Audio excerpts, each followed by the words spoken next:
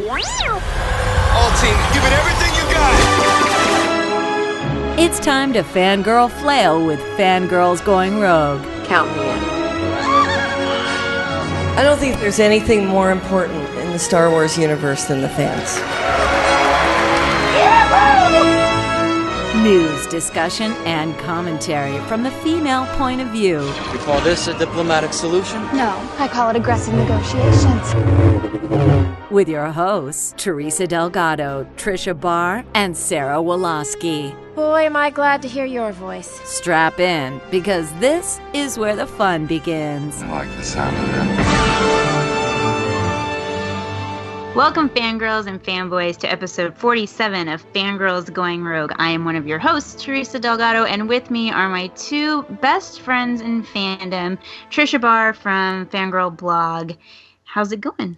It's going good today. Good things are happening today, so I'm feeling the power. Ooh, I think that's alluding to what we're going to talk about in a little bit. And also with us is Sarah Woloski from Skywalking Through Neverland. How's it going over there in Neverland? Ooh, it's going very good. It's the day after Father's Day as we record this, and we did some really awesome things with my parents yesterday, so some of which we'll talk about on this show. Yeah, I mean, we've been busy, but also kind of not busy, mainly when we're talking about Star Wars. There's been some Star Wars stuff, but not as much, but there's been a lot of stuff going on in geekdom. So we're going to go kind of all over the place, but it all, of course, ties back to Star Wars.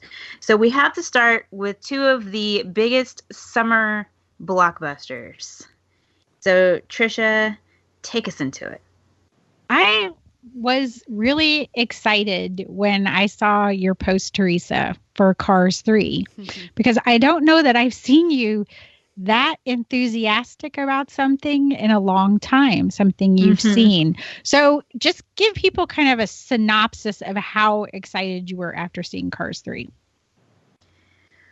Well, it actually started before. So I think that not a lot of people know, and obviously you guys didn't know, my Cars fandom is on par with my Star Wars fandom, like to the point that I have considered getting a Lightning McQueen 95 tattoo. So, and the second Cars movie was kind of, like, I'm not going to say it was bad, but it wasn't great. You know, it was just kind of eh. But this one, the more I started to see stuff about it, I started getting really excited. And then I saw the press conference that Skywalking Through Neverland did, and they posted on their YouTube page. So I started watching that. And then I got even more excited, like to the point that I woke up at 6 a.m. Thursday morning and bought tickets because I had to wait to get paid, you know, and then woke up and my husband's in the shower and I'm screaming at him. I'm like, I'm buying tickets for Cars right now. And then before I went to work, I went to Target and I bought some Cars toys that day and then took pictures of like all kinds of car stuff. And like my whole thread on social media all day this past Thursday was Cars, nothing but Cars. And after I saw it, it just blew my mind. So I couldn't believe like how good it was. And that's what happens when you have a second film that's not great. People's expectations are super low for the next one, that it really doesn't have to do a whole lot. But the thing with Cars 3 is that it did a lot. They didn't just go, oh, well, we can just do slightly better. What was it on Skywalking Through Neverland, particularly on their press coverage, that excited you? Cristela Alonso, who's the voice of Cruz Ramirez, the way she was talking about her character and the way that she approached her character, and that this character could appeal to everybody, not just boys and not just girls, that it was universal, was just huge. And then on top of that, her talking about the fact that she didn't look at the character as a female empowerment type of character. She looked at it from an economic perspective of people that are marginalized and disenfranchised because of the amount of money that they have or where they grew up or, color of their skin, things like that. And that they don't get as many opportunities. And so they're told to dream small. And that's kind of like what happened with Cruz and her actual character in the film, and that anybody can reach their goals. Like, though I cried, and you guys will be able to hear this on Skywalking Through Neverland when it comes out, but I cried during a press conference for the first time in my life listening to her talk. That is so. Who cries during a press conference? This person. I mean, it's really funny to hear you talk about this because I had the opposite experience. You know, Richard and I saw the film at a press screening, and our expectations were low, and we saw it. We were blown away just by the messages of the film, and then we went to this press conference, and Cristela Ramirez was the absolute star of this press conference. Like, you'd think it would be Owen Wilson. Owen Wilson, thank you, Owen Wilson. He said like he said like things. 3 things. Yeah, and everything. Stumbling all the way through it. Yeah. Yeah, exactly. Good. And Cristela, who is a stand-up comic, you know, she knows how to, you know, respond immediately on a dime.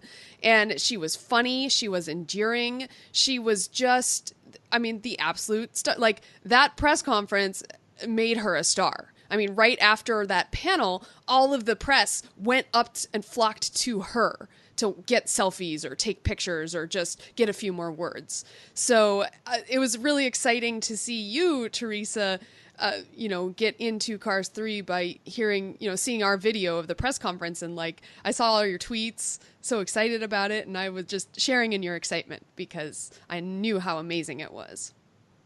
Well, you know what's funny about Cruz is that I first saw all the characters, you know, they did the thing where you saw like clips of Jackson Storm and Lightning and Cruz. Mm-hmm.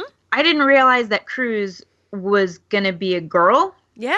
Just saying. I didn't either. I didn't realize she was going to be a girl because when they first previewed them, you didn't hear them talk. Mm-hmm. You just assumed Jackson Storm was a guy because he looked like a guy and Lightning McQueen, but Cruz was yellow, and it's not like they put eyelashes on her or something like so that you knew that she was a girl. Like, there was no distinguishing factor. Right. And then when I was at Disney for Star Wars Celebration and I saw the Cruz topiary, no clue she was going to be a girl.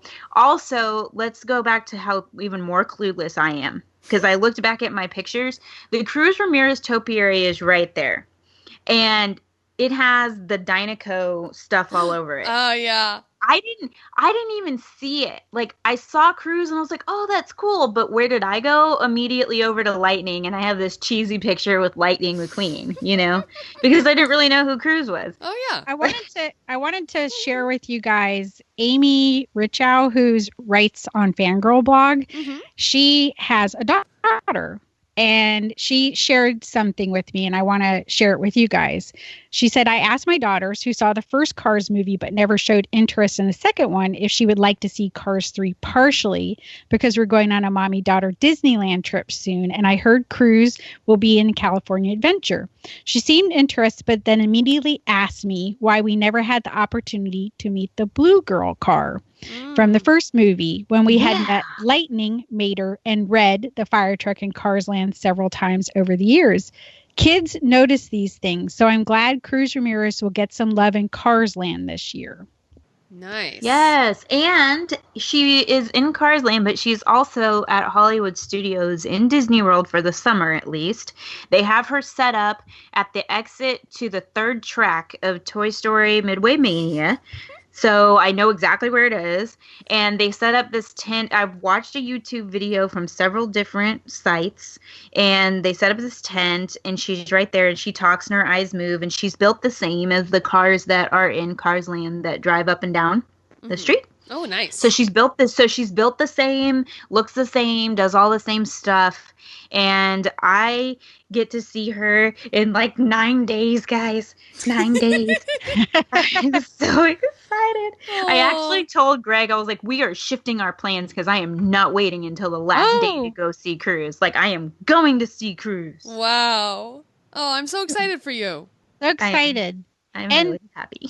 Teresa, do you think though in some part that it meant a lot to you because you were seeing a Latina female character? I'm so glad you brought that up. Okay, because this is going to be a soapbox for a minute. I apologize, but Here you go. We're going to shove it under you. There you go. Sounds good. Okay, so we have no Latina princesses. Now, on TV, we do. We have Elena of Avalor, and she's amazing, and she's great. And she actually meets with Cinderella in Magic Kingdom, and I have a fast pass to see her, too, so it's covered. But she's not on. She hasn't been in a movie. She's just been on TV, and she's on Disney Junior. Now, they do replay her episodes on the Disney Channel, but only at select times. So we're still seeing, like, not as much attention being given to the Latina culture or the Hispanic culture, whichever word you want to use. We all use them all. And we're still not getting as much exposure, and it's made me mad. I actually boycotted Elena of Avalor for a while because I was mad that she was on a TV show and not in a movie. And who do we get? The first Latina female we get is a car. And, like, that doesn't upset me. It actually excites me because it's like, look at this. We can be anything. We can be cars. We can be people. We can be whatever. It doesn't matter. Mm-hmm. And we're awesome. And so I think it is really cool that it happened to be in Cars, which is one of my favorite, it's my favorite Pixar franchise. So that it happens to be in Cars. I wish she was a different color because yellow's not my favorite color. But I get that it's a Latin thing, and yellow. I get it. It is. Well, like yellows, oranges, and reds are really primarily used in the Latin culture for textiles and stuff like that. So they use a lot of those sun colors. Okay. So I get it. But man, how cool is it? It's so cool. Now we just need to branch out a little further. Let's give Elena a feature film because Elena's awesome and she's gorgeous. So she just needs a feature film now. But I mean, I'm not asking for much. I'm just continuing. I'm like that person that's like, okay, good, you gave me some. Now give me a little more. Mm-hmm. Give me a little bit more. I think it's exciting because I just like to see you have somebody that looks like you and reminds, is in something you love. And so to me, that made me really happy that day when I saw you posting all that stuff. I was like, that's the enthusiasm. And I saw somebody on Twitter, and actually a few people tweeted after they saw Wonder Woman, women coming out and saying, man, I just watched that and I feel like I could conquer the world. No wonder white guys feel so awesome all the time. So, and that's just the point of it giving you something to kind of harness on and feel special about. And Sarah, I know you guys talked about Wonder Woman on Skywalking Through Neverland, and I heard you talk a little bit about Rey specifically getting the lightsaber and also Wonder Woman. Mm-hmm. Do you want to just go back a little bit? Because you did talk about that they meant something to you. Yeah. And I mean, you guys all know I'm not quite as feminist as like Tricia here, which I think that's great that you fight for what you want. And me, I've always grown up like I never felt denied things, and I don't know why that was. I mean, partly it's my parents, partly I was in one of the best school systems in the country, and they didn't marginalize people. Like I didn't feel marginalized at all, or put down or anything. So it's hard for me to explain this, but something about seeing Rey and that moment right before she gets the lightsaber when it's, shifting in the snow, like my head went to, oh my gosh, is Rey going to get this lightsaber? And then all of a sudden it flies and it's like, wait, no, it's passing Kylo. No, it's Rey. It's going to Rey. And like, I just got so emotional because it was a woman and who's picking up that lightsaber. And this is like the first time we're seeing in film. Yeah. I mean, I know you see Jedi in the Clone Wars, but it's not a single person, a single woman that's elevated. Do you know what I mean? Yep. And so something in me clicked and I was just so happy and excited. And the same thing happened in Wonder Woman when she has to battle the Valley of the Lost. What is that called? No Man's Land. No Man's Land. Thank you. Where she decides to go out on her own to get No Man's Land, and she's crossing, and all the guns are on her, and she's using her shield, and it's like, wow, this woman, is kicking butt and doesn't take names, and I just feel so like it. I wouldn't have felt that way if it was Captain America. I would have been like, oh, Captain America, he's hot. He looks awesome. I like looking at him, but there's no like internal connection. Does that make sense? Mm-hmm. Yeah, absolutely. Yeah. So, yeah. And like I walked out of that theater, that screening, and down the hall there was another woman dressed as Wonder Woman, and I was wearing my lasso dress, and we looked at each other and like virtual high-fived, It was just a really cool time.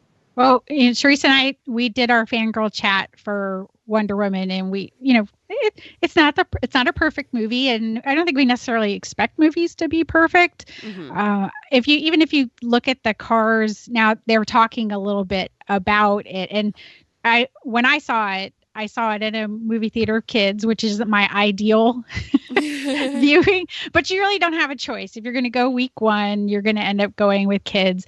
And I noticed actually that how kids will get restless and they'll start fidgeting and talking to mom and dad, or they don't. And yes, that actually happened at, I think, the most important moment for Cruz, which when she was explaining why she, that she felt marginalized and wasn't given the opportunity to do things. And the kids were totally disconnecting in the movie theater because it was a long explanation about who she was that didn't show up until that moment. It was kind of not obvious, but then the kids got back into it. So that was in that story, that was the one moment where as an adult, I think we could connect more to it, but I could the kids were totally checking out because it ended up being a long kind of info dump of this is who I am.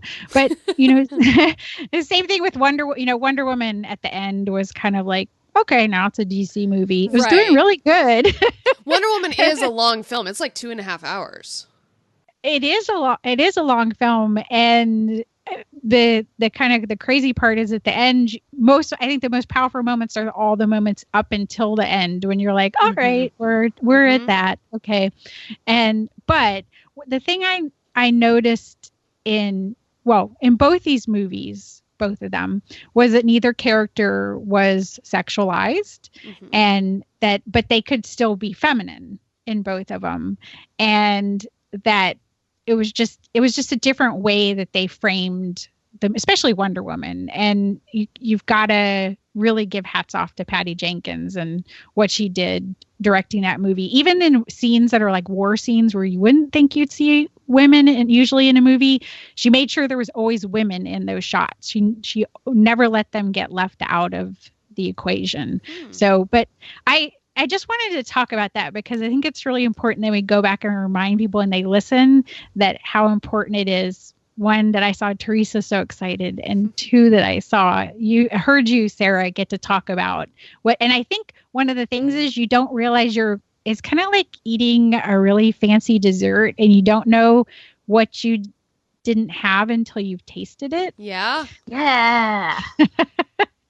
So it's an exciting year. And I am just thinking that The Last Jedi is going to blow the roof off this year with all that stuff coming in. I'm hoping so. I am kind of curious though, since we are talking about this and I haven't talked to you about Cars. Did you have a favorite part of this movie? Yeah. Cars 3. Of Cars 3. Well, I'm a huge NASCAR fan. I've been a NASCAR fan for a long time. So there were a lot of nods to NASCAR history and NASCAR VIPs, if you knew that and were aware of it. And they did a lot of tie-ins to the actual races. Mm-hmm. So, I mean, I'm going back to a Rusty Wallace fan. I was a Dale Earnhardt Sr. fan. I've been a Dale Earnhardt Jr. fan for a long time. So just all the nods and the little running in the moon, which, some people don't even realize that they started this racing because these guys souped up their cars so that they could run illegal liquor, moonshine, and distribute it around. So that's what and then they would race their cars to prove that they had the best cars. So they actually did a nice little nod to that. And so that ended up being really fun. And I thought that the design on the stadium, the Florida 500 or whatever. It was gorgeous. Yeah. And when they raced on the beach, they actually did used to race on the beach when they were training on the beach. That's where they raced. And so it was there were all sorts of neat little nods if you're into racing. And then sometimes you were like, oh, well, they would never do that in racing. But then I have to say, oh, you can't think like that, Tricia. So, because the kids don't know that. Well, I thought it was really good. It's funny talking to my mom about it. We were laughing. There's so many cute parts, but we were laughing at one specific part where when Cruz starts racing, and Lightning's saying all these things to Smokey, the crew chief, who's old school, super old school, to say, and he's like, I'm not saying that. I'm not saying that. Because he's like, one where he finally quit. He's like, yeah. Lightning says, be a fluffy cloud. Yeah, and then the one that was the best, where he's like, no, and he hands Lightning the headset, is when Lightning tells him, tell her all the Krabbies have gone night-night. I like that. That was fun. And one of the things I think that we're seeing, and we're going to end up seeing it reflected in Star Wars is that we're seeing kind of a hero cycle for Lightning to become a mentor, which was really cool, which is likely something we're going to see with Luke Skywalker. It's a different type of, people think, oh, I have to be the one that fights the battles to make a difference. And this just showed that you just fight your battles in a different way when you get older. So as a person who might not be as athletic anymore as they once were, couldn't run as fast or those things, I think it makes a compelling story for the generation who's been with cars. And so that was oh yeah. Yeah, if you want to hear more thoughts on that, episode 173 of Skywalking Through Neverland, we go into that message of Cars 3. There you go. So, but yeah, it helped me connect with it because I'm like, yeah, yes. I can totally connect with the older cars sitting around telling their stories, and giving their wise advice. So yes. What was the name of the older lady car? Which scene? When they went to the little bar when they were telling their stories. When they were in Thomasville. And I don't remember. Wow. The three older cars. She's like one of the first lady racers ever. And she's got a pink top. Oh. Like a faded pink top. So I can actually segue this really well, because did you guys see who tweeted out a picture today of her in the studio with Matt Lanter? Yes. Ashley Epstein. Yes. I was so jealous. I think every woman was jealous. I was excited because I think it looks like we're going to get some Ahsoka and Anakin back in the Forces of Destiny if they're in the recording studio doing their thing. So exciting. You think they're just recording now for that? Well, there's 8, and then they're going to do another 8. So okay. This is probably the second half. And I didn't even realize there was a little short kind of teaser that Disney put out, and I feel like I'm always on top of things, but Disney put out on their own YouTube channel a little teaser for Forces of Destiny with Carrie Beck and Dave Filoni, and there's a little shot of Matt Lanter in there, and I didn't see that originally, and I was like, oh, okay, well, and I was looking around for Forces of Destiny stuff about 2 days ago, and I'm like, hey, wow, why did I not notice this? So, wow, yeah. That's so fun. So the reason we're talking about Ashley Eckstein is because she released a Wonder Woman Her Universe collection, which, you guys were lucky enough to get pieces of it.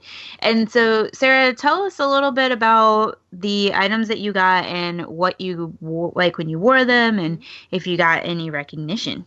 Okay, well, I'm just so excited because Her Universe continues to bring fangirls together. Like, it brought us together. We're recording this podcast because of Her Universe's Fangirl of the Day. And I think that's just so amazing, and it makes me love Ashley even more.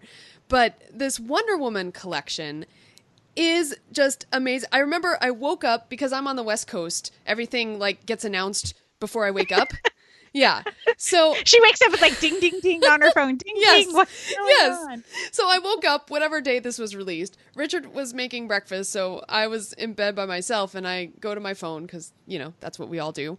And I'm looking, I see this notification, Her Universe, Wonder Woman collection. I'm like, what is this? And so I'm like scrolling through the clothes, and I'm getting so excited. This is like minutes after I've just woken up, and I'm like, oh my gosh, I have to have this. And I like leap out of bed. I'm like, Richard, look at this, blah, blah, blah. I want the lasso dress. Let me get it now. So he was like, oh, okay.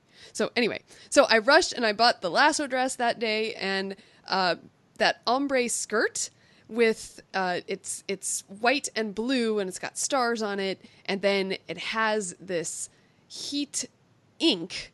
What's it called? It's like UV ink. Yep. That makes the Wonder Woman like W's when you go out in the sun. So I just decided to get that as well. Well, what's fun about this collection is that even though the pieces are understated, like the ones I chose anyway, I know, Tricia, you got more overstated ones. But the pieces I chose were more understated, but there's still fangirls around who recognize it. And in fact, like I was mentioning on opening night, I wore the lasso dress. Richard and I went out for date night, and we went to a restaurant beforehand where I got a lot of fun looks, because it is quite the dress. It's very sexy, but in a, you know, a nice way, obviously. And it leaves room for the popcorn catchers. Yes. Who cares? Exactly. My popcorn catchers were displayed to nice effect. Let's just say that. And so I got some great looks, and even a couple, like there was a lot of female group gatherings, I noticed, like lots of girls waiting to be seated in groups, you know, and they were all going to see Wonder Woman, and they all kind of, you know, I saw them glancing at my dress. And then later on, after the movie, you know, the girl down the hall who was wearing her Wonder Woman outfit, you know, she saw my dress, and I got several comments, like even in the restroom. You know how it goes when you wear a cute outfit. So I thought that was fun. And then I just wanted to give a shout out to the ombre skirt, which is so neat. It's like a high-low skirt, but it's got like this W almost hem. So but it just feels very flowy and lovely, and I love it. And so I wore it out on a summer night to Universal Studios when Richard and I went to preview the nighttime lights at Hogwarts Castle. And we're walking, we're like trying to get to our place so that we can get our wristbands on time. And all of a sudden I hear this girl shouting, "Oh, hey, you're wearing the skirt." And she's like, "My friend designed that. I'm so excited when I see it out and about." So I was like, "Oh, amazing." So I got a shout out from the friend of the designer. And then actually just yesterday, I was wearing it at Walt's Barn in Griffith Park. For Father's Day, we went and visited Walt's Barn, among other things. And this is Walt Disney's actual barn that he had on Carrollwood Drive, and it has been refurbished and moved to Griffith Park. And every first and third Sunday of the month, you can actually go for free and check out Walt's Barn and see this historic building and ride a railroad and stuff. You can ride a little train. It's really cool. Well, there was another woman there who had on the ombre skirt, and I had that on too. So we were like, "Hey, you look awesome." And you know, we had each accessorized it differently, so we were checking each other out. It was super cute. So it was like, it once again, Her Universe is bringing fangirls together. You gotta hear, "Yo, Amazon!" Exactly. So what about you, Tricia? I know you had mentioned your items. Oh yeah, I had the jacket and the reversible dress. So that one can be very understated or overstated, depending on how you want to do it. But yeah, I was walking around the mall before the movie, and I had 3 different people just shout out to me. One was in the bathroom, one was getting the tickets, and it was so funny because the girl had a Wonder Woman shirt on. She's like, "Are you going to see the movie?" And her husband goes, "No, she's going to see Pirates of the Caribbean." And she's like, "Really?" And he's like, "Girl, are you stupid or something?" Whoa. And she's like, "Well, I thought you were telling me the truth." And I'm like, "No, I'm going to see Wonder Woman. Come on. What else am I going to go see?" That was my second screening of it. So I had to, actually, I do think this is definitely a movie to see twice, because you get things the second time. But it was funny. It was, just so much fun to walk around, and I don't know, even just to get the little things. So I actually love, because her universe is now doing little kind of style ideas every other week, I think it is, where and I saw the BB-8 cardigan style with a little orange dress, and I think it was the Millennium Falcon purse. And actually I'm like, oh, don't do that, because when I see, like, I'm the person, if I see it on the mannequin designed a certain way, then I'm like, oh, I got to get the whole thing. So I actually, they actually have tapped into my brain, and I'm sure I'm not the only person. But well, have you seen the Wonder Woman shield purse at Hot Topic? I was like, wow, that's super cute. There's a lot of super cute, and I think they're going to be. I totally want the boots. Yeah, the boots were sold out so fast, but all right, totally want the boots. So what I want to really hear, Sarah, is about the rest of your Father's Day, because I think you finally got to do something that I got to do a long time ago at Celebration Europe. Yes. So in Los Angeles, we have everything here. This is why I live here. And they have opened up the IMAX VR experience, which is this blue building right across from the Grove in Los Angeles. It's kind of right near where they actually record Dancing with the Stars. So right near those studios. And my dad is a huge techie. He's an engineer, and he loves any kind of new technology. So I figured for Father's Day, along with Walt's Barn, we went there first. Then we went over here to this IMAX VR experience, and we checked out many different experiences, because what it is, it's actually this second floor of a building where they have all these different cubicles. They call them pods, but they're really like cubicles, because you can see people actually doing the experiences and you can see what they're seeing on the screen, so you can take video. And you can pick from about 6 or 7 different experiences, and each experience is $10.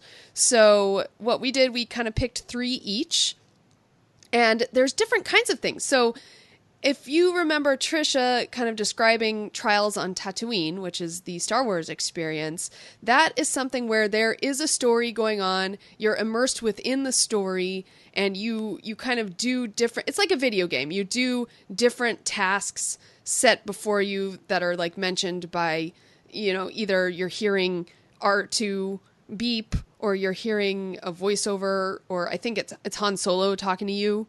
Through the thing. So you do different things. Well, some of these experiences are multiplayer. So my family, my mom and dad and Richard and I, we did Raising a Ruckus. And this is a 4-person thing where you all sit in chairs. They're kind of like D-box chairs. Have you ever sat at a D-box theater? Oh, yeah. Okay. So they rumble and move, and you're kind of immersed in a story, but you don't have a controller, so you can't really do anything in the story. It's just like watching a movie unfold around you in VR,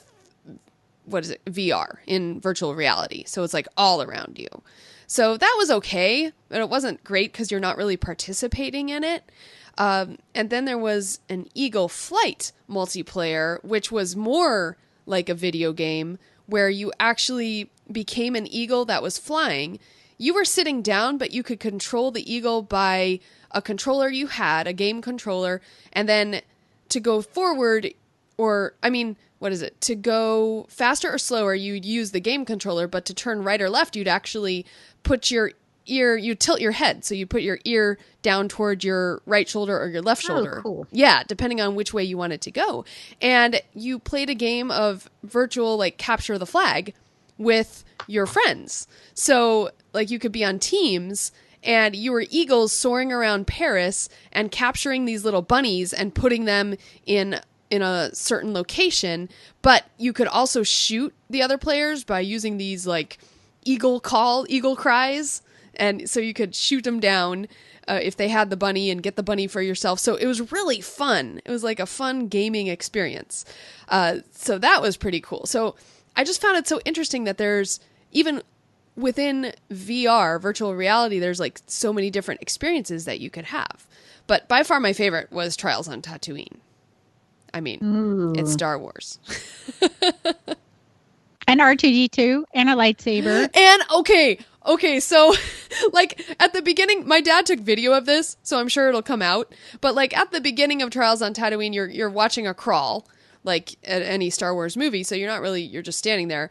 But later on, you get a lightsaber and you get to like defend yourself with it, and you defend the Falcon with it. And I was like, yes! I think I was like screaming out loud, like using this lightsaber. Were they in the room with you? Like, yeah, my dad was, because we all had something at a certain time, but my dad's was late, so he was able to videotape a bunch of us doing different experiences. And so, yeah, he videotaped me. So I'm sure. And then I got videotape of Richard doing this. Trials on Tatooine. So he was, he uses a lightsaber sometimes for work. So he was really going at it. It was really funny. So I totally recommend it, because there's nothing like having a lightsaber right in front of you. And it really absolutely felt like you were using that lightsaber. Yeah, it feels like you feel like it. You feel like you're holding it, and that's like the coolest thing. So. Yeah, and they're like deflecting laser bolts, and sometimes they hit the guy's back, and you're like, oh yes. I know, it's so exciting, and we talked to Hannah Gillis on Fangirls Going Rogue, and I saw her in the credits. I was like, oh, it's Hannah Gillis. I know her. It was so cool. I think that is so awesome. Yeah, so I recommend it if you guys or anybody is in town. Like, yeah, I know, Tricia, you've already done Trials on Tatooine, but you could do it. I would do it again. Okay. Yeah, I would do it again in a heartbeat. You could do it again. You can try these other different experiences. There's apparently one where you get to like paintbrush the world, like use a paintbrush, but the world around you. And I really wanted to do that, but it was like booked up. So unfortunately, I couldn't do that. Oh, that's pretty cool. Well, we do want to quickly mention, we're not going to spend too much time on this, but Carrie Fisher and Debbie Reynolds, they've been having like an auction of their estate, of all their personal property, and portions of the proceeds for those are actually going to be going to both Debbie Reynolds' charity. I think that's pronounced the Thalians? Yep. And the Jed Foundation, which is jedfoundation.org, which was a charity chosen by Billie Lourd. And like I said, we're not going to talk about this too much. There was some stuff that came out about the death of these two amazing women, but I want to focus on what Billie Lourd actually had to say in response to this. And she said, quoting this directly from her, "My mom battled drug addiction and mental illness her entire life. She ultimately died of it. She was purposefully open in all of her work about the social stigmas surrounding these diseases." Billie goes on to say, "She talked about the shame that torments people and their families confronted by these diseases. I know my mom, she'd want her death to encourage people to be open about their struggles, seek help, fight for government funding for mental health programs. Shame and those social stigmas are the enemies of progress to solutions and ultimately a cure." And it's sort of perfect timing for this, because I 100% agree with this. I am a sufferer of mental health illnesses myself. But on top of everything, today, as we record this, I lost one of my students to a mental health disorder and suicide. So these are very real things. And so it doesn't really matter what the, I don't know, what the effects are, and so like whatever the coroner's report actually says, the ultimate problem is the mental health disorder that's underlying everything else.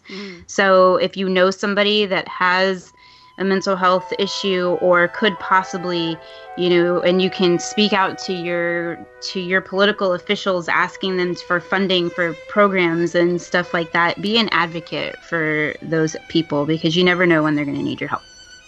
Beautifully said.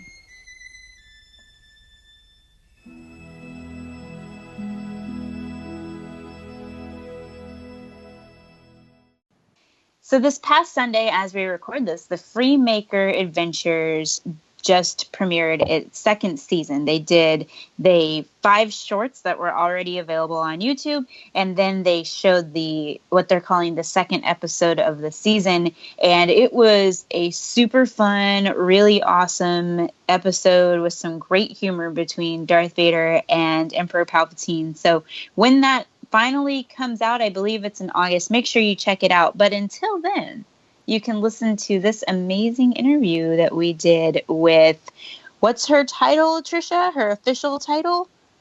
Vice President of Animation Development at Lucasfilm, and that would be Carrie Beck. All right, my friends, you're on the line with Carrie Beck. Hi, everyone. Hello. Hi, Carrie. We're going to get into it, and we'll introduce ourselves as we ask our first question. That way you can get used to our voice. So go, Teresa.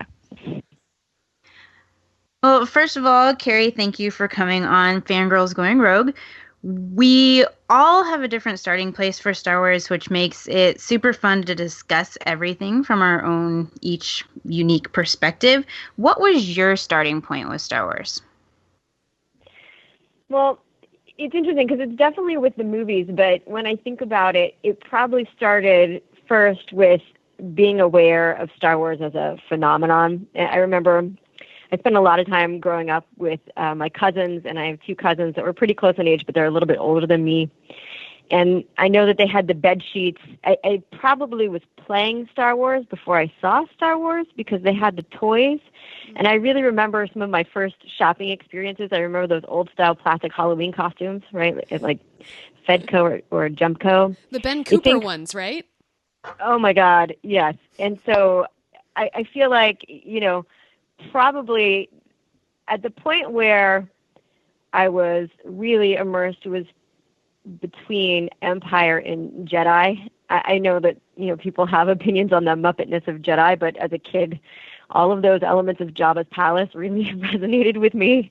But I think by the time, definitely all through the 80s, and especially with VHS, it was something that was very much a part of my life, and I remember as I was a little bit older, whenever the science teacher didn't want to program class, he used to put on Star Wars.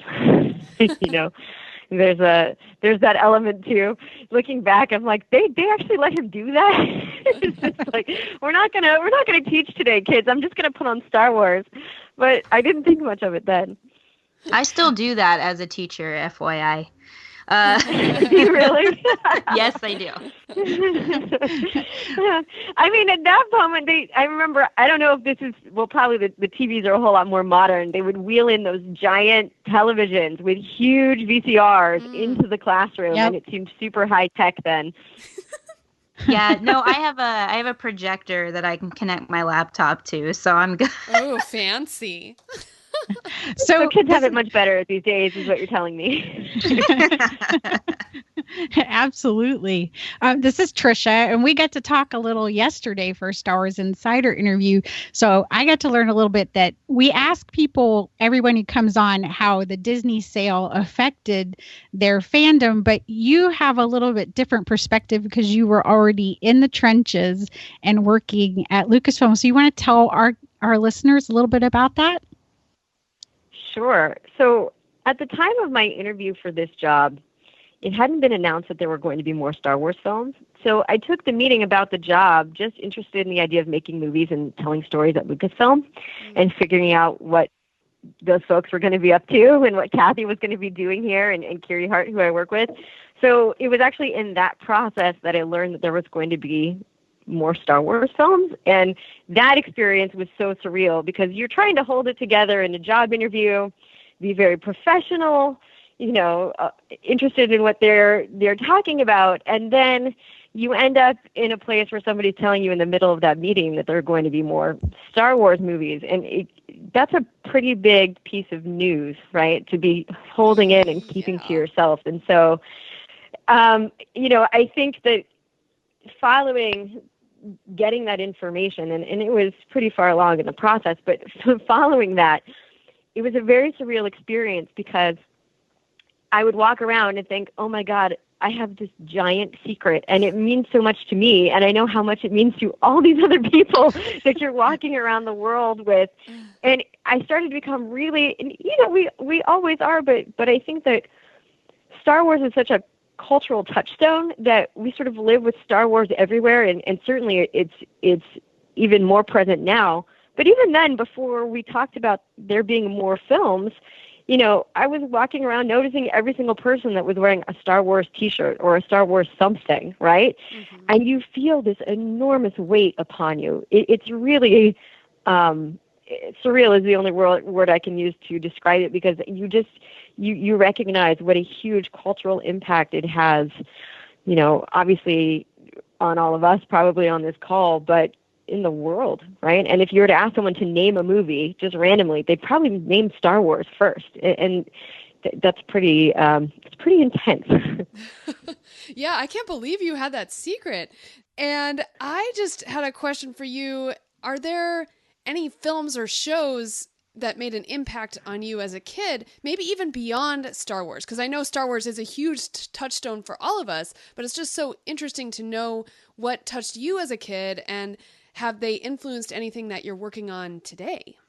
Oh, yeah. Well, so this is something I will have to admit to you. I think the thing that probably had the most powerful impression on me was The Muppet Show. Oh, I had a Muppet-themed bedroom with Muppet wallpaper, and so I have pictures of me with the arches from The Muppet Show. That was my wallpaper. Muppet bed sheets, tissue boxes, anything Muppet. I still have like a little gold, it's not real gold, I don't think, a little Kermit on the log playing the banjo necklace. I have Miss Piggy earrings. I have a Muppet Show belt buckle. I have a lot of Muppet memorabilia. And one of my favorite things is, and just a quick sidebar, is that Carrie Hart once sent me a picture of Yoda and Kermit and Miss Piggy, and she said, "See, we always knew they were friends," and I agree. But yeah, so I think, though, from the Muppets, so much of that too was probably my earliest exposure to the idea that you could make entertainment for a living. It was all about putting on a show together, about that joy, and with all those guest stars and those special sets. I mean, it felt like that extension. Obviously, I love those characters. They're so funny, right, and so classic. And they were also interacting weekly with the best comedians, the best performers, the best entertainers, right? Mark Hamill. You had so much going on there that I think that definitely made a huge impact on me. All the animated films of the 80s, Never Ending Story. I think my favorite movie, though, might have been Grease at that time. I had a VHS tape with Peter Pan and Dumbo and Grease that I would just play and rewind and play again. And E.T., it was my first film in a movie theater, and I can still remember that feeling of going into the movie theater for the first time and sitting down and holding my dad's hand and the lights going out and the movie starting, I think. And from there, probably a lot of the same touchdowns that people grew up, and had that experience of the 80s, Back to the Future and Indiana Jones. And the funny thing is, I also think about Roger Rabbit for whatever reason being really influential, because I remember as a kid watching that movie, and thinking about, this is what I always wanted, all my favorite characters in one place at one time. It's amazing. So there's all of that. I got fancier when I got older, but these were definitely the things that made huge impacts on my childhood. I think probably more than anything, that idea of getting together and putting on a show, that you get from the Muppet Show and the Muppet movie. Yeah, that's awesome. So we know that you are an executive at Lucasfilm. So one of the things we like to talk about is sort of focusing on people who work in the things that we love. Can you tell us about an average day for you being an executive at Lucasfilm? So every day is different, but the projects are consistent. So yeah, I'm always doing different things every day and talking to a relatively similar group of people. But, we do a lot of story meetings. I go to record sessions for our shows. We have strategy meetings. We review different creative elements and give feedback and, make sure also that communication is flowing through various parts of the company. So there are a lot of different things, but those are probably the buckets that they fall into. And also meeting new talent and just staying immersed in what we're doing every day. And it's kind of hard not to, because it's pretty busy around here, as you can imagine. We can definitely imagine. And one of the things we love to do here is to highlight women working in Star Wars because, of course, if you can see it, you can be it. So we'd love to know a little bit about your path into film and storytelling. And then maybe if you could give like one recommendation for people aspiring to be the next Kathleen Kennedy or Carrie Beck. By the way, that idea alone just embarrasses me because I think we should all aspire to be the next Kathleen Kennedy. And back to ET, and your point actually about if you can see it, you can be it. I think that is so critical because I wonder sometimes if I hadn't seen her name on the screen, right, or Gail Ann Hurd or any of those women, if I would have had the impression that I could do it. I certainly was encouraged along the way, but I think that that's a really important point because seeing those names, seeing her name specifically, right? Kathleen Kennedy, you mean? Yeah, producer. I can do that. But for me, so I mentioned my cousins before. From my earliest years, and I mean like 3-4 years old, I would put on plays and shows, and then when we got cameras, we would use those VHS cameras, and we would make movies. We would edit in camera. I don't come from an entertainment family at all. This was just something that we did, and I'm really lucky that our parents encouraged it. Whoever had the cameras where we made the movies, and so that was very much a part of my family experience. It was part of what I would do on weekends and holidays. It was just play with them, and there are really embarrassing videos of me as young as 6 years old introducing like some of my other cousins that I got to participate in a show I'm performing, and I introduced myself at the head of it as a producer and then asked them to do their scenes, and they are too young, and I think I'm like riffing off Strawberry Shortcake, and it's really embarrassing, but it actually exists. And the thing that's I suppose somewhat relevant about it for me is that, as a kid, I found out there was film school, and that totally blew my mind. And then I knew forever what I wanted to do. But I actually ended up going to a film program with one of my cousins. So that actually carried through for a very long time for me. And I think having that, again, as part of that experience of family, too, and friendship and community for me, it really connected me to that desire to tell stories and be part of entertainment. And then when I was in college, my first internship, I went to work at DreamWorks in their film story department. Yeah. And that was a pretty life-changing experience for me because I'd been thinking I wanted to be in production, and in college they don't actually talk about all of the things that happen in story development. You go to screenwriting class and that development exists. And I remember walking into the library there at the DreamWorks story department for the first time, and there are all these scripts that I'd read about in Premiere Magazine and Entertainment Weekly and what have you, and you're just thinking to yourself like, oh my God, there are this many drafts of every single screenplay ever, and it was sort of it was mind-opening in that way because for me I had always been thinking about on the production end, right, being on set and that capacity and sort of uncovering the long journey that any story takes to the screen was, something that had really been revealed to me in that process. Well, on the storytelling side, is there is there a moment, because you're obviously telling big stories for Rebels, maybe a little lighthearted for the Freemaker Adventures and Forces Destiny, when you have to sit down and figure out how you're going to rein it in and keep it at a kid's level? I mean, it's like just a little bit about the process of how you check and balance that. I think that especially in this space, we're always trying to be conscious of that. I have a son now, and he's 4, and I think that even before then we were always being mindful of it. But I think for me, every step of the way, you're working on crafting a story that makes sense and that is meaningful. But I think you're always sort of toggling between what's right for the story and how it will be understood by a kid.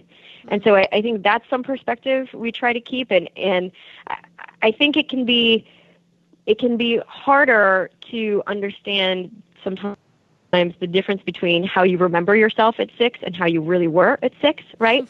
And I think that that's a critical point. But, I think what we try to make sure is that we're not speaking down to that audience. And certainly in a lot of the things that I referenced before, and maybe you all feel the same, but, I feel that some of the things I loved the most are some of the things I actually needed to grow into understanding fully, right? I understood them on one level as a kid, and then as you get older, you have a whole other set of appreciations for those pieces of entertainment. I know that's certainly true of the Muppet Show, right? I mean, there were things that I thought were really funny as a kid, and I watched them now. I'm like, wow, did I get this? I don't know if I got this at the time, right? And in a different way, I don't know if you guys watch Grease much as an adult, but that is definitely the case. There are things I did not understand that were going on in that story. I think Star Wars, though, always does a good job of coming back to this idea of that hero's journey, this expression of, a question about who you want to be in the world, right? Are you going to be selfish? Are you going to be selfless? How are you making your decisions? Are they from fear? Are they from greed? Are they from anger? And I think those fundamentals are always true. And so when you see the choices that characters make about choosing family, about doing what's right, I think those things translate to a kid. I think that it's the details that you need to make sure work for them, but I think those larger themes, I think that they resonate, because I think so much of your childhood experience is about sorting out the world around you and asking yourself what kinds of choices you're willing to make. No, you may not be thinking about it that way. Yeah, but that's going on.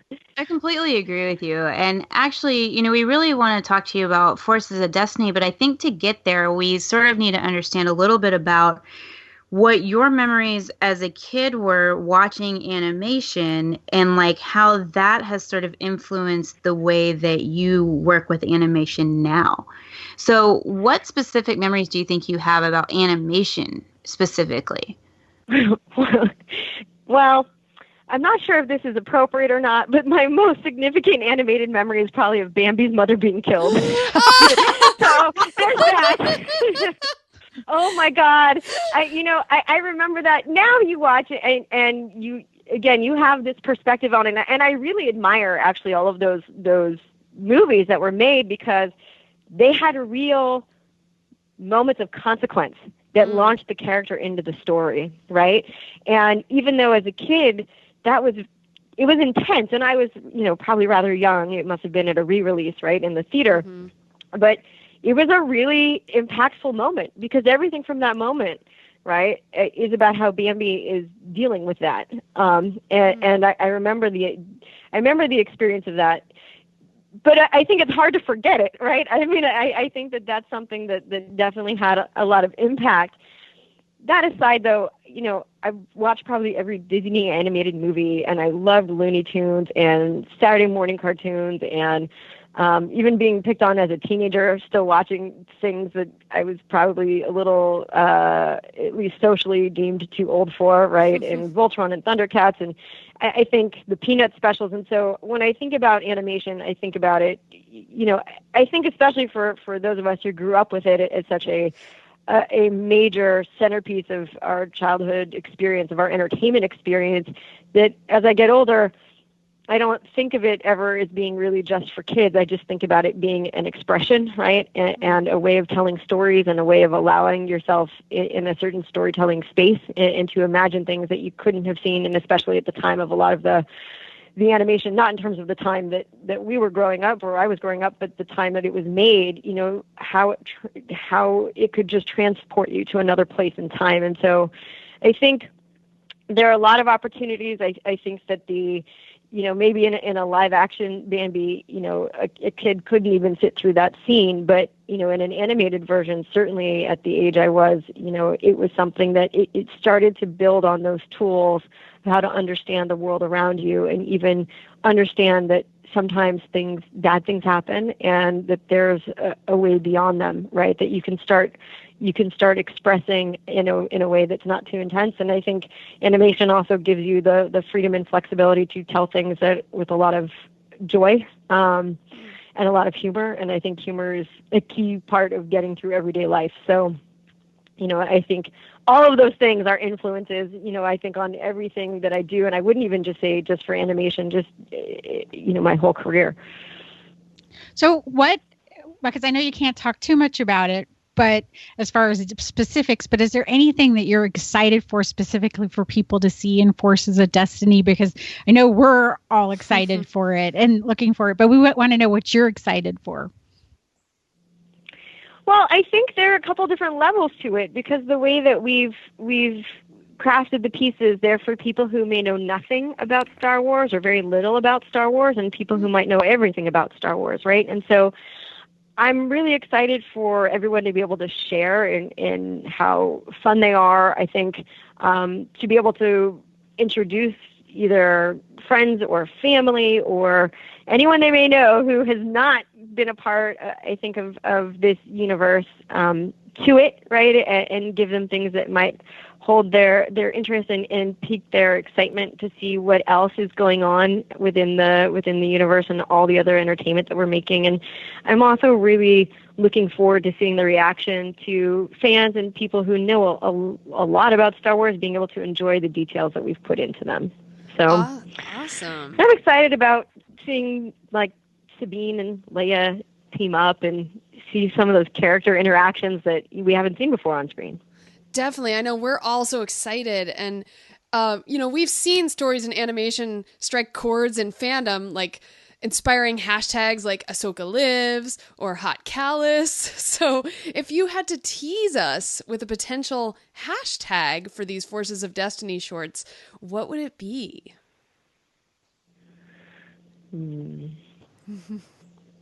Hashtag Ewoks. Ooh.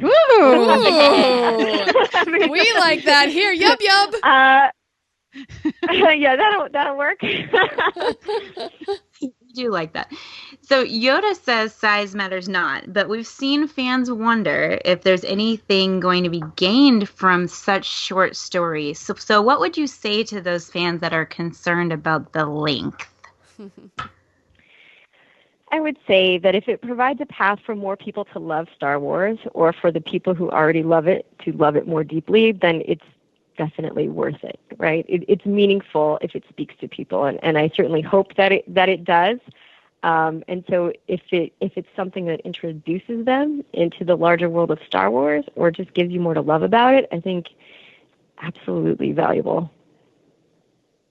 Wow. That's a really good answer, actually. It is. That's kind of what it goes right on with our message, which there's so many different pathways to get to Star Wars. So I think we're getting close on our time, but we have to know, because we're totally enamored by these adventure figures. Have you gotten to play with any of them yet?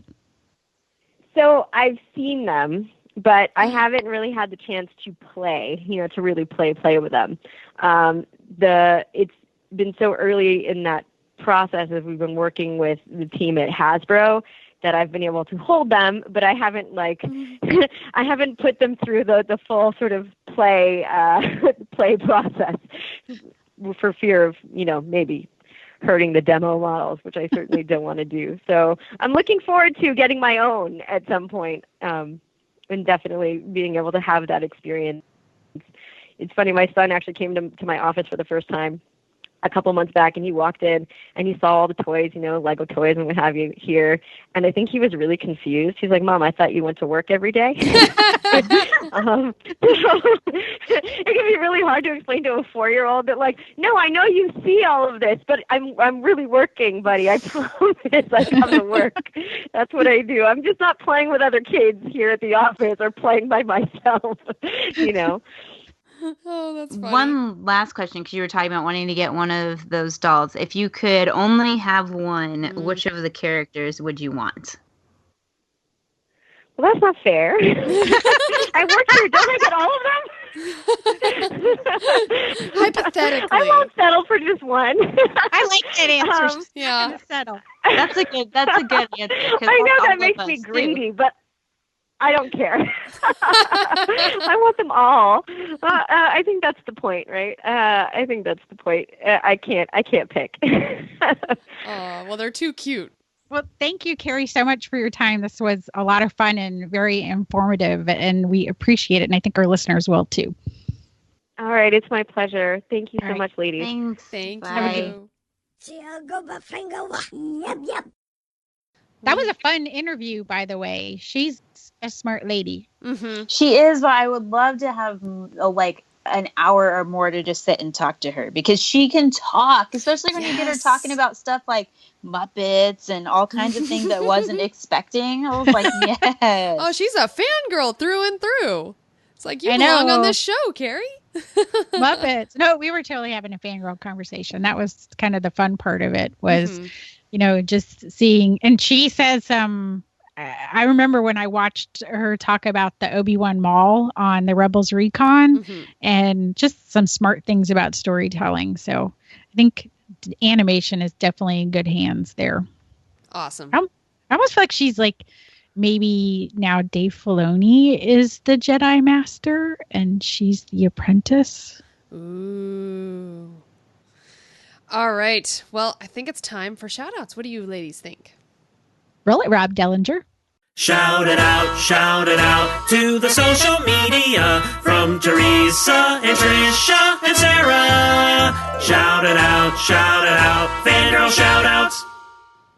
So we want to give a big thank you and shout out to Sandra Shute, who is, of course, managing our social media and our Facebook group so well. And she has put out the next live watch for our Facebook group. And you guys have all voted. And the live watch will be the Night Sisters trilogy. Now, at this time, we don't know when that will happen, but please stay tuned to our social media and you will know. So once again, we are at FG Going Rogue almost everywhere. So another thing that Teresa did was she finally decided we need to have something to call our listeners. And we got a lot of responses, so we have decisions to make. But maybe we should go through some of them and we'll be putting them up for a vote. Garrett Sessions suggested Rogue Squadron, which, there's definitely one. Do you guys have any others that you saw that would be up there? Well, Matt Clifton suggested Yub Cubs, which I quite like. That's cute. And it looks like Matt Rumpf suggested Rogue Nation or Fangirl Fanatics as well. So are those our contenders?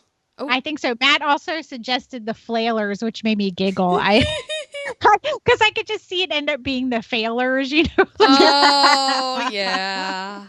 If we put up would be the Epic Flailers or the Epic Failers.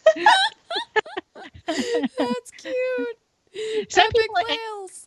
I think Mark Boder also suggested just saying Rogues. Something really simple. I'm kind of leaning towards Yub Cubs just because we're kind of goofy and get to talk about that stuff. And by the way, I totally love that Carrie Beck is into Ewoks. So yes, hashtag Ewoks for Forces of Destiny. I know. Yeah, I think. I mean, so listeners, they need to have a name that you associate with the podcast. And while Rogue, Fangirls Going Rogue is very associative, a rogue squadron, that can be associated with lots of different things. But since we always end every episode with Yub Nub, and we're very into Ewoks here, all of us, the Yub Cubs are like super. I mean, who wouldn't want to be a Yub Cub? I mean, I want to be a Yub Cub. And it goes well if you're a Cubs fan like I am, because I'm already a Cubby, so I'm a Yub Cubby. That might be kind of like the red flag for anybody who wants to listen who doesn't like Ewoks. Oh. You're gonna. I think it's a myth, though. It's a myth. I've never met anybody who's really said they didn't like the Ewoks, or at least they wouldn't. That was just like a bandwagon thing. Oh, okay, we don't like the Ewoks. Ewoks are stupid Yub Cubs. Well, I think it was like the older, the fans who were like 8 or something when the movie came out, and then they felt they were too old for these cute little things, so they went through that. Well, I know that was you, but that went through that, that phase where you're too cool for stuff. Like, I went through that phase with Disney. Certain Disney movies I never have an attachment to. I know, because I was in high school and I was too cool for school. So, but then I realized when I got in my 20s that Disney is awesome and has great stories no matter the age. And so then I went back and watched all those movies like Pocahontas and the movies that you love, Teresa, that I never got into because I was like 4 years older than you. So there you have it. So yeah. All right. But we'll definitely put it out for a vote. But if you guys want to be called the Flailers, we could do that too, because it's for everyone. But we definitely have our initial first impressions, the ones that we kind of liked. So that was fun to see everybody. Thank you, everybody who sent those in. Yay! So I like Yub Cup. So you know what? Tweet at us at FG Going Rogue and let us know which one you like the best. Or you could join our Facebook discussion group and talk about it too. Yes. So that's always fun. Just search for that Fangirls Going Rogue on Facebook, and you can ask and you'll get a test. It's not a very hard test. but Sandra wanted to find a way to make sure there were really Star Wars fans asking to join the group, and also to protect the people that are in the group. Definitely. All right. So time for character discussion. Roll it, Rob Dellinger. Sidious, Anakin, Luke and Leia, Qui-Gon Jinn, C.O. Bibble, Kylo Ren, Salacious Crumb, Bib Fortuna, Boba Fett, Amidala, Wicket, R2-D2, BB-8, I can barely keep it straight. It's a character discussion. It's the Fangirls on Character. It's a character discussion. All right, so for our character discussion, we have decided to go outside the box yet again. And we are going to choose the female character from books, comics, or animation in Star Wars that we most want to see in film. Live action film, right? Yes, right. Live action. Right, live action film. All right. So, Teresa. Whew, I'm going first. All right. Well, mine is sort of like, you know how we do. We answer the question, but also kind of like sort of not-ish, like we kind of we bend our rules a little. Okay, so my character originally started in the comics, and that was where she's from. She's from the Clone Wars comics and all this stuff. And then George Lucas, he actually brought her into live action film, but I don't count it really because she never had a speaking line. She just was there.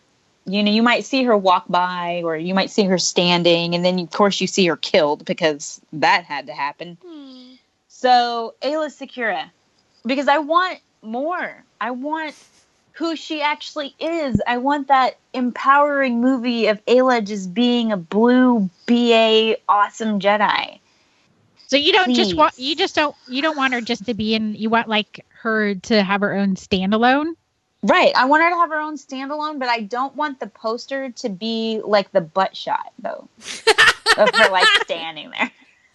Have you guys seen? Okay, so for the Avengers, there was a poster that someone photoshopped and said, this is how all the superheroes would look if they were done in female style. like how Yes. female superhero. And so they had like all the Thor's butt and Captain America's butt, facing towards the camera. But then they also somehow managed to have their chest out too to the camera. And it was like Super the awkward. most hilarious thing I've ever seen. And Hulk was the best. You can't. Well, the crazy thing is you can't actually stand that way. No. Like, No, you can't. the way that the women get posed when they're drama artists, you can't actually stand that way. There's a author, science fiction author, who tried to do the poses and wear the things, and it was funny. Wow. Is that on YouTube? It's on. You could definitely search just butt pose. It's the Hawkeye. Well, if you search Hawkeye Initiative, Okay. they essentially, people would turn in artwork or pictures or Photoshop of different type of male characters in funny poses and stuff that were totally unrealistic. So Hawkeye Initiative is fun. Okay. But I think, who would you team her up with though, Sarah? Okay. Now remind me, Ayla Secura, what alien is she? She's a Twi'lek. Like okay. Kara. Right. So she's the blue Twi'lek, right? Mm-hmm. Would she have a French accent? Ooh, probably, because all the maybe. Twi'leks. Well, I love how they did that. Oh, okay, yeah, she's amazing. I love how they did Hera in that when she got really emotional, or she would bring out her French accent. I thought that was cool. So of course I Google images of Ayla Secura, and what do I see is someone photoshopped a Playboy cover. Of course. Yeah. All right. Because that's what people do. Mm-hmm. All right. So. I mean, like, you go, like, exactly, like, you're doing that, and I'm looking at it. Of course, we've got Clone Wars Ayla, and we have movie Ayla, and then we have, other Aylas. Ridiculousness. Yeah. Like, okay. All right. So, let's see. Her sidekick. Well, I think it would be cool if it was a boy. So it was like a boy learning from a female amazing Jedi. That would be awesome. I think that would be neat. Man, why are you looking at the pictures? Yeah. Stop looking. Here's one with Ahsoka and Ayla. Yes, that's the one that I would like her to be in a team up with Mace Windu and Yoda. On a grand adventure. Mace. I hate Mace so much now. Not Sam Jackson Mace. Okay. It would have to be Matt Stover's Mace, as in the books. Yes. Okay. I'm cool with that. I just, he freaking he didn't kill her, but he might as well have. Ahsoka. Mean Mace Windu. Well, he had a hard life. Poor Mace. Oh, poor guy. It's hard because I really don't like Sam Jackson as Mace. I know everybody's like, why don't you like Sam Jackson? I like Sam Jackson like everything except as Mace Windu. And that's terrible, but I love Mace Windu in the books. So it's crazy. That's true. I'm very conflicted, but it's hard. But I would love to see more prequel trilogy era stuff. Well, actually kind of, in that era between The Phantom Menace and Attack of the Clones, or Attack of the Clones, just where it would just be something really isolated, not about, the galaxy is coming to an end and the dark side is coming. So, Tricia, if you could pick your character, who would that be? I had a hard time with this because Teresa suggested it, and I said, I have a really hard time, but I'm going to go with Sienna Rhee from Lost Stars. Woo.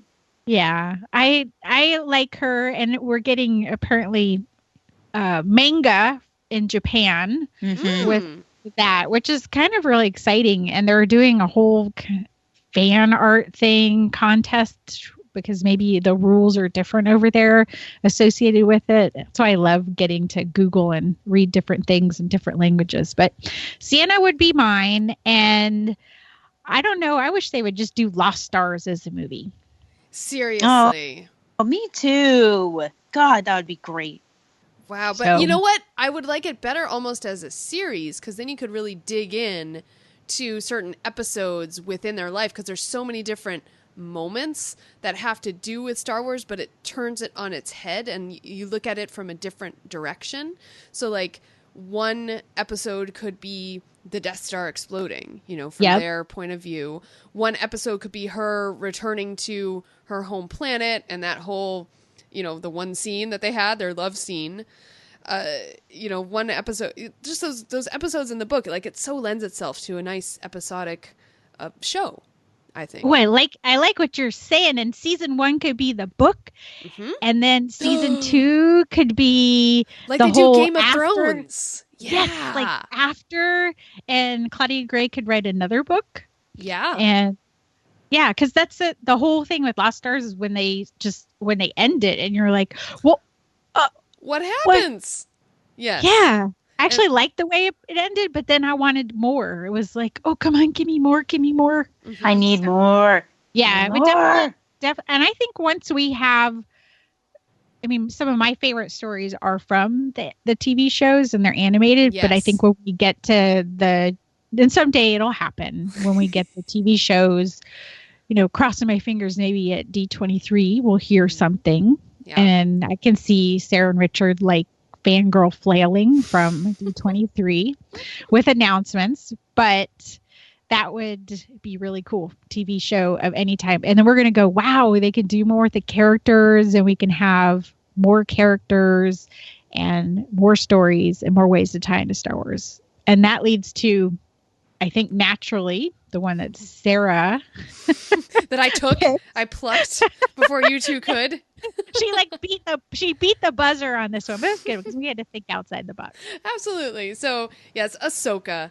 I think there are many, many people who would love to see a live action Ahsoka, and I just think she would be amazing to see. Like this character, everyone loves this character, girls and guys, fathers and daughters and sons and everyone. I like can't think, I'm so excited. And it would be really amazing to see her. And I'm not sure what would be best, a TV or a movie.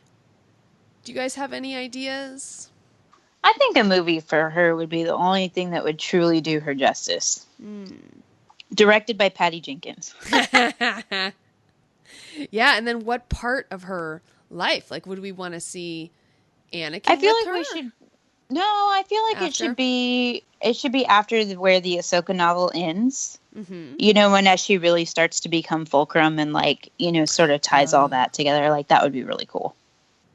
Okay, so if we're going to talk about Ahsoka, can we talk about Dave Filoni's birthday art? Yes. Okay. Yes. Yeah. That was really awesome. Okay, so for people who did not see this, on Dave Filoni's birthday, which was June 7th, he wrote on Facebook, and it was also on Twitter, he said, "It might be my birthday, but here is a gift and perhaps a clarification for you. May the force be with you, Dave." And this artwork is Ahsoka booping the nose of the wolf. Booping, that's a term. That's totally what she's doing. Of the wolf from that we've seen in the Star Wars Rebels season 4 trailer. Mm-hmm. And there's also what looks to be a convoy hovering above the little boop, and they say specific things. So the convoy, he points to it and says owl, and the wolf points to it and says wolf, and to Ahsoka points to it and says not the wolf. And it's a black and white drawing, and it's orange is the background. Which means she's the convoy. Hello. Oh, is that what you got from it? Get it? Get it? Not the wolf. He's so clever with this word choice. Does he mean not the wolf? But it could be. It doesn't say not a wolf. It's just that she's not that wolf. I know. See, that's what I'm more where your head's at, Tricia. And it's like, okay, I know he's saying that she's not the wolf, but she's totally the wolf. Okay. And then he doesn't call it the convoy. He calls it the owl. So I'm like, what's up with that? I know. Well, maybe because everybody would not necessarily know what it is, but I just Convor. Okay. Yeah, I love that the wolf is sitting there with its legs crossed, just like my dog does. Anyway, what do you? So think, happy birthday, Dave Filoni! Yeah. Happy birthday! He gave himself a birthday present. Watch us spin ourselves into a dither, wondering what he actually meant by it. But Teresa, what do you think? What do I think about what? What do you think? You think she's the owl, the convert? Yeah. Oh yeah, I think that's what he was saying. I think that she's not the wolf; she's the owl.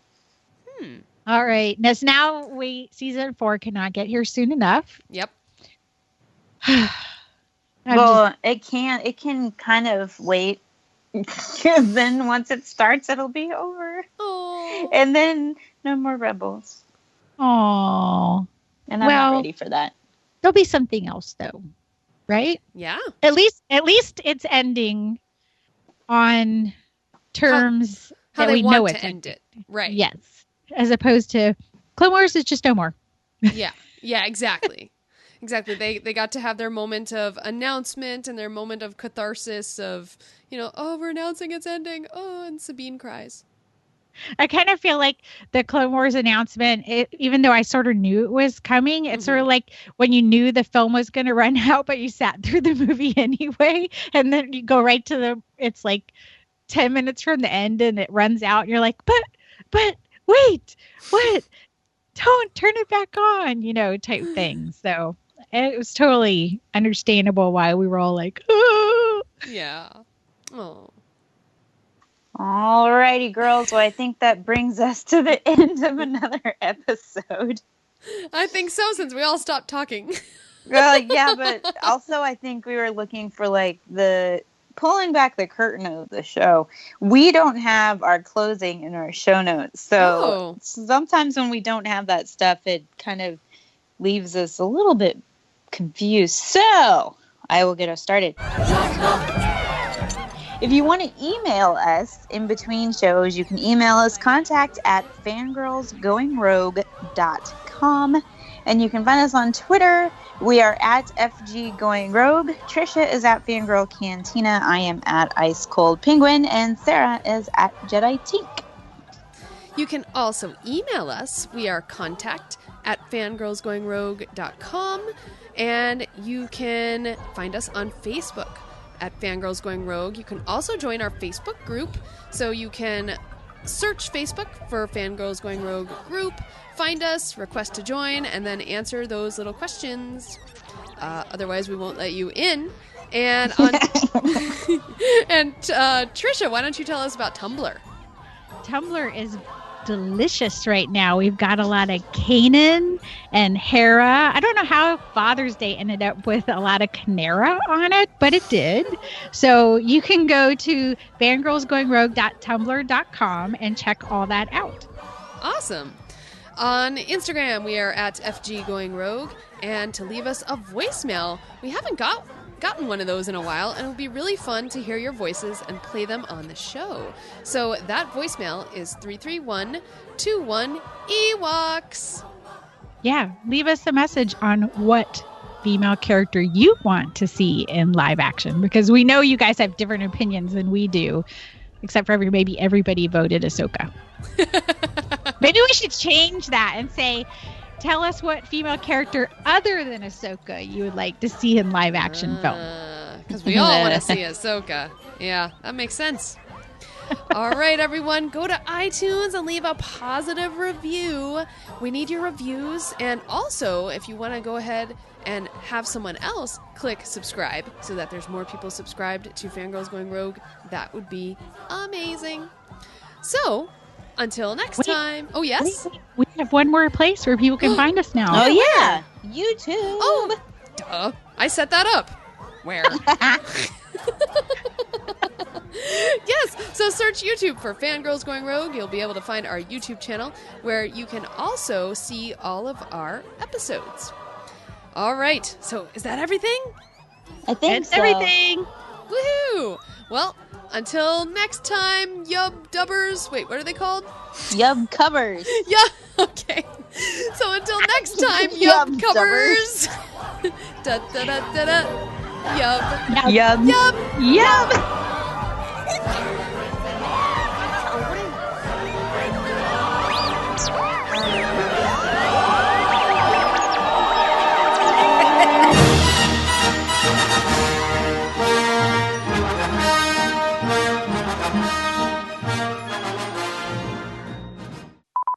So, Teresa, are you ready for your opening? Did you find the thing? No, I'm searching and I will find it. Okay. By the time we get there, I will. By the time we get there. Alrighty. No, not right when I'm getting ready to record. Go back on the chair. Go. I'm gonna push your nose until you walk away. Go. My bunnies don't literally do that. right as I said okay, she's like, okay, I'll walk over here now. Sarah, do you watch American Gods? No, I do not. Okay. Well, you'll never see bunnies the same again if you do. So. Oh. Okay. Evil bunnies, do you want to say hi to everybody? Do you want to say hi to the girls? Well, then meow. Say hi. Oh. Meow. Now there's two of them. Now there's two. Meow. I love them. Meow, meow, meow, meow. Honks, you're going to have to be quiet because that's got to stop. Stop. Can you teach them to sing the Yub Yub song in cat? Meow, meow, meow, meow, meow, meow, meow, meow, meow, meow, meow, meow, meow, meow. We have been ruined by brand commercials for cat food. Welcome, fanboys and fangirls, to episode 47. I'm sorry. Aw, bummer. I know you just cut out at the very welcome. Literally. Yeah. So I figured I'd stop you before you went too far. Stupid Skype. It's okay. I want to reverse what I was saying anyway. Okay. Now, Sarah, did you catch up on Timeless? That was one of y'all's homework. Yes, I did. I love Timeless. I was crushed when I saw that it would not be picked up for season 2. Yes, me too. I started watching it too. Yeah, and I was absolutely elated when it did get picked up for season 2 because for a month it was canceled. And then all of a sudden there was this announcement, season 2. And we're like, yay! I think Richard and I were dancing around the house because this series is so amazing. Not just because Matt Lanter is in it, but just the story and the fact that you get to visit history. History is one of my favorite things, especially U.S. history, just to... it was one of my favorite things to study and learn about because I just find it so interesting just living, to be able to live someone's life for a week or a year or live in another country or live in a different time for a certain amount of time and just totally immerse yourself in that space, I think would be my dream job. I don't even know how that would work, but I just think that would be so cool. So that's what Timeless does. And it has a lot of cool Star Wars references in it. It does. About every episode. Yep.